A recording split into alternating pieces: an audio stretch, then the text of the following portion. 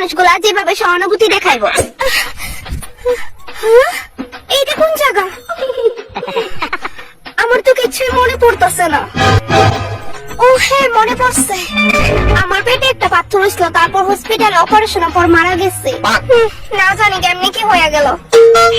আমার বাড়ির লোক, আমার বেস্ট ফ্রেন্ড, আমার বয়ফ্রেন্ড, তারা জানি আমার লেগে কানতে কানতে একেবারে শেষ। ও আমি তো এখান থেকে দেখতে পারি যে তারা এখন কি করতেছে। দেখি তো আমার বেস্টি কি করতেছে।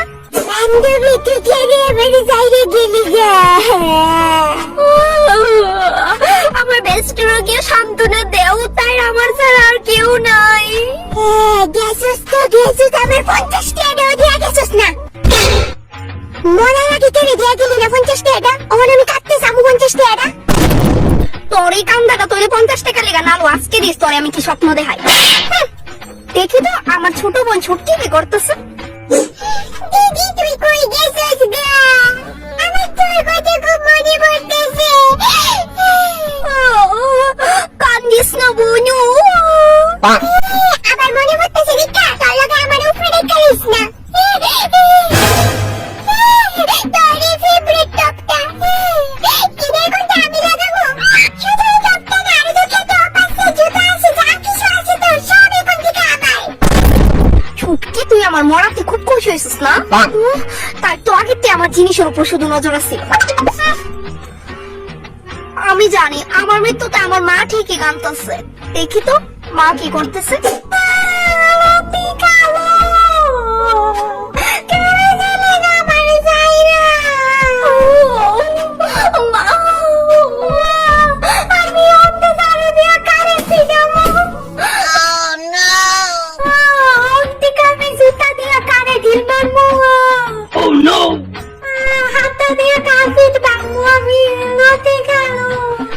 তোমার ছোট ভাইটার মারো, এটা এখন বেশি উড়বো, কারণ আমি নাই যে এখন।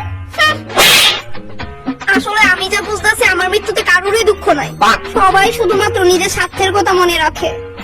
ওয়েট, আমার বয়ফ্রেন্ড বিশাল? হ্যাঁ, ওর কথা তো ভুলেই গেছিলাম গা। বন্ধু, তাই মরার 1 মাস আগে আমার ব্ল্যাক কালারের যে শার্টটা গিফট করছিল, আমি ওটা ইডুই পরে রাখছি।